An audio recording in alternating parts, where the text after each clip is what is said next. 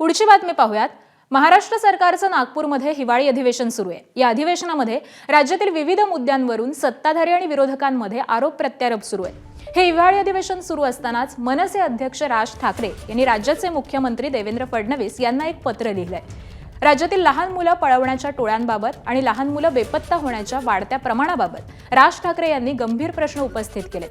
या राज्यात लहान मुलं पळवली जात आहेत, तरुण मुली पळवल्या जात आहेत, महाराष्ट्रातल्या जमिनी पळवल्या जात आहेत। यावरती विधिमंडळात चर्चा व्हावी, त्यावरती एकमुखाने काही ठोस निर्णय व्हायला पाहिजे, असं राज ठाकरे यांनी एक्सवरील या पोस्टमध्ये म्हटलंय।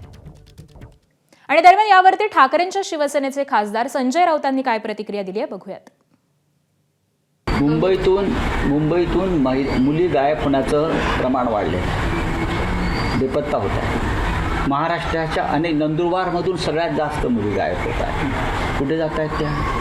कोणत्या टोळ्या काम करत आहेत? महिला लाडक्या बहिणींच्या संदर्भात फक्त 1,500 रुपयांवरच तुम्ही महिलांना खुश ठेवताय। महिलांवर अत्याचार होत आहेत, महिला पळवल्या जात आहेत, पलायन केलं जात आहे, मुली पळवल्या जात आहेत। त्याच्यावर कधी फडणवीस आणि मिनते बोलत नाही। फक्त लाडकी बहीण आणि 1,500 रुपये हाच त्यांचा अजेंडा आहे। या विषयावर बोला। मुंबईतून मुली का गायब होत आहेत?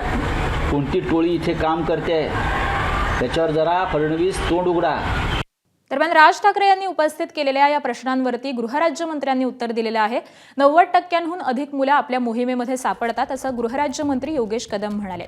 मुलांचा शोध घेण्यासाठी टीम आक्रमकपणे काम करतात। मुख्यमंत्र्यांनी मुद्दा गांभीर्याने घेतलाय, संपूर्ण ताकदीने ही मोहीम सुरू आहे, असं कदम म्हणाले।